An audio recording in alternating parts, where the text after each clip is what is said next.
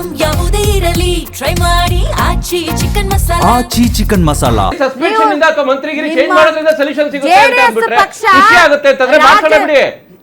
But is that solution?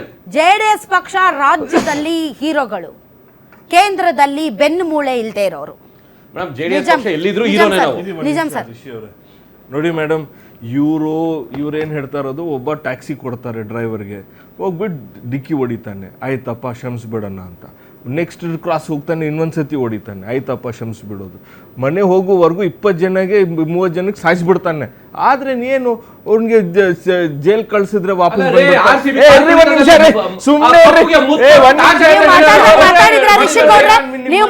ಮಾತಾಡಿಲ್ಲ, ಸುಮ್ನೆ ಕಿರ್ಚಿ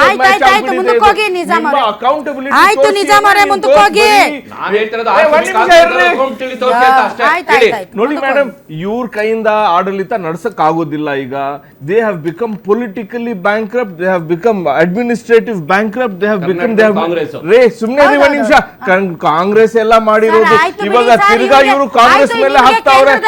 ನಾವು ಇದ್ದಾಗ ಯಾರು ಮಾತಾಡಬಾರ್ದು, ಅಕೌಂಟಬಿಲಿಟಿ ಅವರು ಏನು ಮಾತಾಡಲ್ಲ. ನೆಹರು ಅವ್ರಿಗೆ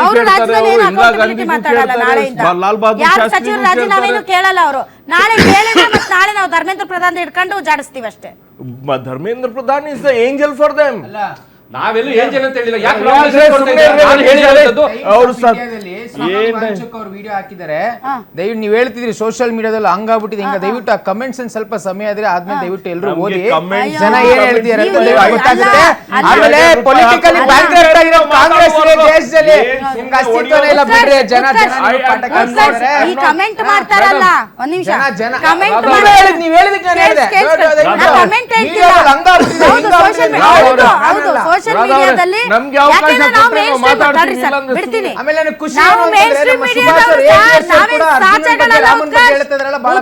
ನಾವೇನ್ ಸಾಚಾಗಳಲ್ಲ, ಮೇನ್ ಸ್ಟ್ರೀಮ್ ಮೀಡಿಯಾಗಳು ನಾವೇನ್ ಸಾಚಾಗಳಲ್ಲ, ನಾವೂ ಏನು ಸಾಚಾಗಳಲ್ಲ.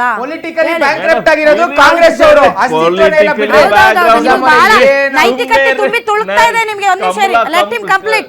ನೀವು ಅವ್ರನ್ನ ಮಾತಾಡಕ್ ಬಿಡ್ತೀರಾ ಬಿಡಲ್ಲ? ನೀವು ನೀವೇ ಮಾತಾಡ್ತೀರಾ ಇಡೀ ಪ್ರೋಗ್ರಾಮ್? ಪ್ರಶ್ನೆ ಕೇಳಿದ್ರೆ ಕೇಳ್ತಾ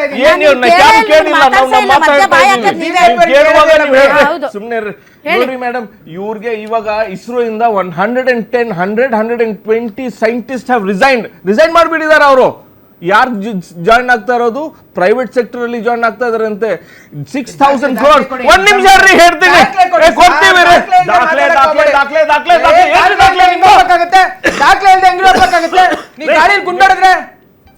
ಆಯ್ತು ಮುಗೀತು ಸರ್. ನೀವು ಮುಂದಕ್ಕೆ ಹೋಗ್ತಾ ಇಲ್ಲ. ಆಯ್ತು, ಇವಾಗ ಇವರು ದಾಖಲೆ 2007ರಲ್ಲಿ UPA ಸರ್ಕಾರ ಏನೋ ದಾಖಲೆ ಕೇಳಿದ್ರಲ್ಲ, ಕೇಳಿ ಹೌದೌದು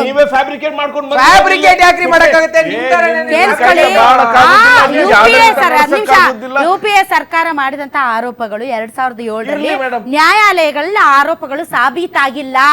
ಆರೋಪ ಮಾಡಿದ ತಕ್ಷಣ ನ್ಯಾಯಾಲಯದಲ್ಲಿ ಆರೋಪ ಸಾಬೀತಾಗಿಲ್ಲ.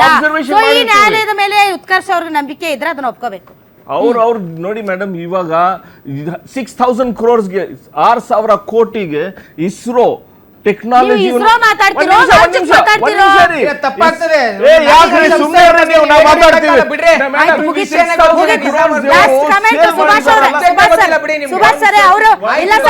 ಮಾತಾಡ್ತಾ ಇದ್ದೀರಾ? ಇಲ್ಲ ನಿಜಾಮ್ ಅವರೇ ಒಂದ್ ನಿಮಿಷ ಸುಮ್ಮನೆ ಇರಿ. ಸುಭಾಷ್ ಸರ್ ತಡ್ರಿ ಸರ್ ಪ್ಲೀಸ್. ಆಯ್ತು ಓಕೆ, ನಿಜಾಮ್ ಅವರೇ ಒಂದ್ ನಿಮಿಷ ಸುಮ್ಮನೆ ಇರಿ ಸರ್ ಪ್ಲೀಸ್. ನಿಮ್ಮ ಅಲ್ಲ, ಅವ್ರು ನಿಮ್ಗೂ ಪ್ರಧಾನಿ. ಒಂದ್ ನಿಮಿಷ ತಡ್ರಿ ಸರ್. ನೀವು ರಾಜಕೀಯ ಮಾತಾಡೋದು ಬಿಟ್ಟು ಒಂದ್ ನಿಮಿಷ ಸುಮ್ಮನೆ ಇರ್ರಿ ಪ್ಲೀಸ್. ಸುಭಾಷ್ ಸರ್ ಅವ್ರಿಗೆ ಸರ್ ಏನ್ರಿ ಒಂದ್ ಸ್ವಲ್ಪ ಸುಮ್ಮನೆ ಆಯ್ತು ಮುಗೀತು. ಎಸ್ ಸುಭಾಷ್ ಸರ್ ಅವ್ರಿಗೆ ನೈತಿಕತೆ ಇಲ್ಲ, ಅವ್ರಿಗೆ ನೈತಿಕತೆ ಹೊಣೆ ಒತ್ಕೊಳ್ಳಲ್ವಂತೆ, ಅವ್ರಿಗೆ ಅಕೌಂಟಬಿಲಿಟಿ ಇಲ್ಲವಂತೆ. ಒಂದು ವೇಳೆ ಅವ್ರು ಕೊಟ್ಟ ತಕ್ಷಣ ಎಲ್ಲ ಸರಿ ಹೋಗಲ್ವಂತೆ. ಹಿಂಗಾಗಿ ಈಗ ಇವ್ರು ಉಪವಾಸ ಸತ್ಯಾಗ್ರಹ ಮಾಡ್ತಿರೋರ್ನ ಈಗ ಆಸ್ಪತ್ರೆಗೆ ದಾಖಲು ಮಾಡಿದ್ದಾರೆ. ಆ ವಯ್ಯನ ಹಿಸ್ಟ್ರಿ ನೋಡಿದ್ರೆ ಆ ವಯ್ಯ ಸುಮ್ಮನೆ ಇರೋ ಮನುಷ್ಯ ಅಲ್ಲ. ಮತ್ತೆ ಎದ್ದು ಬಂದು ಮತ್ತೆ ಉಪವಾಸ ಸತ್ಯಾಗ್ರಹ ಮಾಡೋರೆ. ಇದು ನೆಕ್ಸ್ಟ್ ಲೆವೆಲ್ಗೆ ಹೋಗುತ್ತೆ. But thanks to him. ಯಾಕೆ ಅಂದರೆ ನೇಪಾಳ ಮತ್ತು ಬಾಂಗ್ಲಾದೇಶದಲ್ಲಿ ಜೆನ್ಜಿಗಳಿಗೆ ಒಂದು ನಾಯಕತ್ವ ಇರಲಿಲ್ಲ. ಹುಚ್ಚಾಪಟ್ಟಿ ಹುಚ್ಚಿರ್ತಾರೆ, ಎಲ್ಲ ಸಾರ್ವಜನಿಕ ಆಸ್ತಿ ಪಾಸ್ತಿ ಎಲ್ಲ ನಷ್ಟ ಮಾಡಿ ಭಾಳ ದೊಡ್ಡ ಹಿಂಸಾಚಾರ ಆಗೋಯ್ತು. ಆ ನಿಟ್ಟಿನಲ್ಲಿ ಆಗದೆ ಇರೋ ಥರ ತಡೆದಿದ್ದಾರೆ ವಾಂಗ್ಚುಕ್ ಅವರು. ಯಾಕೆ ಅಂತಂದ್ರೆ ಉಪವಾಸ ಸತ್ಯಾಗ್ರಹದಿಂದ ಆ ಥರ ಬೇಕಾಬಿಟ್ಟಿ ಜಂಜಿಗಳು ಏನಾದರೂ ಮಾಡೋದಕ್ಕೆ ಹೊರಟಿದ್ದದನ್ನು ಕೂಡ ತಡೆದಂಗಾಗಿದೆ. ಬಟ್ ಅದರ್ವೈಸ್ ಸರ್ ಮುಂದೆ ಏನು ಸರ್, ಈಗ ಮುಂದೇನು ಸರ್?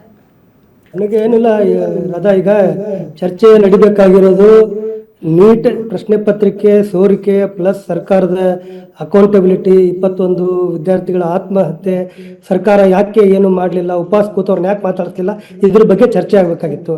ಆದರೆ ಯಶಸ್ವಿಯಾಗಿ ಈ ಚರ್ಚೆಯನ್ನು ಡಿರೇಲ್ ಮಾಡುವಂಥ ಒಂದು ಟೂಲ್ ಕಿಟ್ ಏನು ಬಳಸ್ಕೊಂಡು ಮಾಡ್ತಾ ಇದ್ದಾರೆ ಎಲ್ಲ ಕಡೆ, ಅದು ಯಶಸ್ವಿ ಆಗಿದೆ. ಎಲ್ಲ ಕಡೆಗಳಲ್ಲೂ ಇದ್ರ ಚರ್ಚೆ ಆಗ್ತಾ ಇದೆ. ಅವರು ಯಾರೋ JDS ಸ್ಪೋಕ್ಸ್ ಪರ್ಸನ್ನು ಶೈಕ್ಷಣಿಕ ಸುಧಾರಣೆ ಬಗ್ಗೆ ಮಾತಾಡಬೇಕು, ಅದ್ರ ಬಗ್ಗೆ ಮಾತಾಡೋಣ, 21 ಜನ ಸತ್ತಿದ್ರ ಬಗ್ಗೆ ಮಾತಾಡೋದು ಬೇಡ, ಸತ್ತವ್ರಿಗೆ ವಾಪಸ್ ಬರಲ್ಲ ಅಂತೆಲ್ಲ ಹೇಳ್ತಾ ಇದ್ರು. ಈಗ ಸೋನಮ್ ವಾಂಗ್ಚುಕ್ ಅವರು ಇಟ್ಟಿರುವಂಥ 3 ಪ್ರಮುಖ ಬೇಡಿಕೆಗಳಲ್ಲಿ ಒಂದು, ದೇಶದೊಳಗಡೆ ಶೈಕ್ಷಣಿಕ ಸುಧಾರಣೆ ಆಗಬೇಕು ಅಂತ ಒಂದು ಧರ್ಮೇಂದ್ರ ಪ್ರಧಾನ್ ರಿಸೈನ್ ಮಾಡಬೇಕು, ಸತ್ತಂತ ಆತ್ಮಹತ್ಯೆ ಮಾಡ್ಕೊಂಡಂಥ 21 ವಿದ್ಯಾರ್ಥಿಗಳಿಗೆ ಪರಿಹಾರ ಕೊಡಬೇಕು, ಪ್ಲಸ್ ದೇಶದೊಳಗಡೆ ಶೈಕ್ಷಣಿಕ ಸುಧಾರಣೆ ಆಗಬೇಕು ಅನ್ನೋದು ಅವರು ಪ್ರಮುಖ ಬೇಡಿಕೆ ಆಗಿತ್ತು. ಈ ಉಳಿದ 2 ಬೇಡಿಕೆಗಳ ಬಗ್ಗೆ ಸರ್ಕಾರಕ್ಕೆ ಏನಾದರೂ ಭಿನ್ನಾಭಿಪ್ರಾಯ ಇದ್ದಿದ್ರೆ, ಶೈಕ್ಷಣಿಕ ಸುಧಾರಣೆ ಆಗಬೇಕು ಅನ್ನೋದ್ರ ಬಗ್ಗೆ ಏನು ಭಿನ್ನಾಭಿಪ್ರಾಯ ಇರಲಿಕ್ಕೆ ಸಾಧ್ಯ? ಆ ಒಂದು ಬೇಡಿಕೆಯ ಬಗ್ಗೆ ಆದರೂ ಹೋಗಿ ಅವ್ರ ಜೊತೆಗೆ ಚರ್ಚೆ ಮಾಡ್ಬೋದಾಗಿತ್ತಲ್ಲ. ನೀವು ಉಪವಾಸ ಸತ್ಯಾಗ್ರಹವನ್ನು ನಿಲ್ಲಿಸಿ ಈ ಬೇಡಿಕೆ ಬಗ್ಗೆ ನಾವು ಮೊದಲಿಗೆ ಚರ್ಚೆ ಮಾಡ್ತೀವಿ, ಉಳಿದ 2 ಬೇಡಿಕೆಗಳನ್ನು ನಾವು ಆಮೇಲೆ ಮಾಡ್ತೀವಿ, ಚರ್ಚೆ ಮಾಡ್ತೀವಿ, ಮೊದಲು ನೀವು ಉಪವಾಸ ಸತ್ಯಾಗ್ರಹ ನಿಲ್ಲಿಸಿ ಅಂತ ಹೇಳ್ಬೋದಾಗಿತ್ತಲ್ಲ. ಅತ್ಯಂತ ಇನ್ಸೆನ್ಸಿಟಿವ್ ಆದಂಥ ಗೌರ್ಮೆಂಟು ಪ್ರಜಾಪ್ರಭುತ್ವದ ಮೌಲ್ಯಗಳ ಬಗ್ಗೆ ಯಾವುದೇ ಗೌರವ ಇರಲಾರ್ದಂಥ ಸರ್ಕಾರ ಇದು ಅಂತ ಬಹಳ ಸ್ಪಷ್ಟವಾಗಿ ಅನಿಸ್ತಾ ಇದೆ. ನೀವು ಹಂಗೆಲ್ಲ ಹೇಳಿದ್ರೆ ನಾವು ಒಪ್ಕೊಳಕ್ಕಾಗಲ್ಲ ಸರ್. ಅದೇನದು ಕೇವಲ ಒಂದು ಪ್ರತಿಭಟನೆಗಳಿಗೆ ಹೆದರಿ ರಾಜೀನಾಮೆ ಕೊಡುವಂಥದ್ದು 56 ಇಂಚಿನ ನರೇಂದ್ರ ಮೋದಿ ಅವರ ಗಟ್ಟಿತನಕ್ಕೆ ಅದು ಒಂಥರ ಅವಮಾನ ಅಲ್ವಾ ಸರ್? ನೀವೇನು ಸರ್ ನಾನು ರಾಜೀನಾಮೆ ತಗೊಳ್ಳದೇ ಇದ್ರು ಶೈಕ್ಷಣಿಕ ಸುಧಾರಣೆ ಬಗ್ಗೆ ಆದ್ರೂ ನೀವು ಚರ್ಚೆ ಮಾಡಬಹುದಾಗಿತ್ತು ಅಂತ ಹೇಳ್ತಾ ಇದ್ದೀನಿ. ಅದನ್ನ ಮಾಡ್ಲಿಕ್ಕೆ ಮಾಡಿದ್ರೆ ಅದು ಅವ್ರ ಪಾಪ. ಥ್ಯಾಂಕ್ ಯು ವೆರಿ ಮಚ್ ತಾವೆಲ್ಲರೂ ಇಷ್ಟೊತ್ತು ಕಾರ್ಯಕ್ರಮದಲ್ಲಿ ಭಾಗವಹಿಸಿದ್ರಿ. ಒಂದಂತೂ ಸತ್ಯ, ಥ್ಯಾಂಕ್ ಯು ವೆರಿ ಮಚ್. ಒಂದಂತೂ ಸತ್ಯ, ದೇಶದ ಪ್ರಚಲಿತ ವಿದ್ಯಮಾನಗಳು ಮತ್ತು ಸಮಸ್ಯೆಗಳಿಗೆ ವಿಮುಖರಾಗಿ ನಾವು ಹೇಳಿದ್ದೇ ಸರಿ, ನಾವು ಮಾಡಿದ್ದೇ ಸರಿ, ನೀವು ಮಾತಾಡಿದರೆ ನೀವು ದೇಶದ್ರೋಹಿಗಳು ಅನ್ನುವಂತಹ ಈ ಒಂದು ನಡೆ ಇದೆಯಲ್ಲ, ಅದು ಭಾಳ ದಿನಗಳವರೆಗೆ ನಡೆಯಲ್ಲ. ಜನರು ಪ್ರಬುದ್ಧರಿದ್ದಾರೆ. ನೀವು ಎಲ್ಲ ಟೈಮು ಅವ್ರನ್ನ ಫೂಲ್ ಮಾಡಬಹುದು ಅಂತ ಅಂದ್ಕೊಂಡ್ರೆ ಕೊನೆಗೆ ನೀವು ಫೂಲ್ ಆಗ್ತೀರಾ. ದಯವಿಟ್ಟು ಈ ವಿಚಾರದಲ್ಲಿ ಬೇರೆ ವಿಚಾರಗಳಿಗೆ ನಮಗೆ ಭಾಳ ಮಾತಾಡೋಕ್ಕಿರಲ್ಲ, ಆದರೆ ಇದು ಒಂದು ಜೆನ್ಯೂನ್ ಆದಂಥ ಹೋರಾಟ.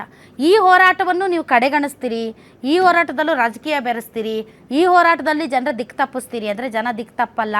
ಏಕೆಂದರೆ ಪ್ರತಿಯೊಂದು ಮನೆಯಲ್ಲೂ ಪ್ರತಿಯೊಂದು ಮಗುವು ವಿದ್ಯಾರ್ಥಿಯೇ. ಆ ವಿದ್ಯಾರ್ಥಿಯ ಮುಂದಿನ ಶೈಕ್ಷಣಿಕ ಜೀವನ ಉಜ್ವಲ ಭವಿಷ್ಯಕ್ಕೋಸ್ಕರ ಪ್ರತಿಯೊಂದು ಮನೆಯಲ್ಲೂ ಪ್ರತಿಯೊಬ್ಬ ಪೋಷಕನು ಈ ವಿಚಾರದಲ್ಲಿ ತುಂಬಾ ವರಿಡ್ ಇದ್ದಾರೆ. ಸೊ ಈ ಆ್ಯಂಗರ್ ಅನ್ನೋದೇನಾದರೂ ಬೀದಿಗೆ ಬಂದುಬಿಟ್ಟರೆ ಕತೆ ಬೇರೆ ಆಗುತ್ತೆ. ಅದು ಆಗೋಕ್ಕೆ ಬಿಡಲ್ಲ ಅನ್ನೋದು ನನ್ನ ಖಾತರಿ ಮತ್ತು ನಂಬಿಕೆ. ಹೀಗೆ ಎಲ್ಲರಿಗೂ ದೇಶದ್ರೋಹಿ ಪಟ್ಟ ಕಟ್ಟೋಕ್ಕಿಂತ ವ್ಯವಸ್ಥೆಯಲ್ಲಿ ಬದಲಾವಣೆಗಳನ್ನು ತರೋದರ ಮೂಲಕ ನಾವು ಜನಪರ ಅಂತ ತೋರಿಸ್ಕೊಳ್ಳೋದು ಬೆಟರ್ ಆಯ್ಕೆ. ನೋಡೋಣ ಏನು ಮಾಡ್ತಾರೆ. ಸೆಷನ್ನಲ್ಲಿ ಮೋಸ್ಟ್ಲಿ ಧರ್ಮೇಂದ್ರ ಪ್ರಧಾನ್ ಅವರನ್ನು ಬದಲಾಯಿಸ್ಬೋದು ಅಂತ ಹೇಳ್ತಿದ್ದಾರೆ. ಇಲ್ಲ ನಾವು ಬದಲಾಯಿಸೋದಿಲ್ಲ, ಅವರೇ ಶ್ರೇಷ್ಠ, ಅವ್ರು ಮಾಡ್ತಾ ಇರೋದೇ ಸರಿ ಅಂತಂದರೆ ಜನ ಬೇರೆ ಯೋಚನೆ ಮಾಡ್ತಾರೆ. ನೋಡೋಣ.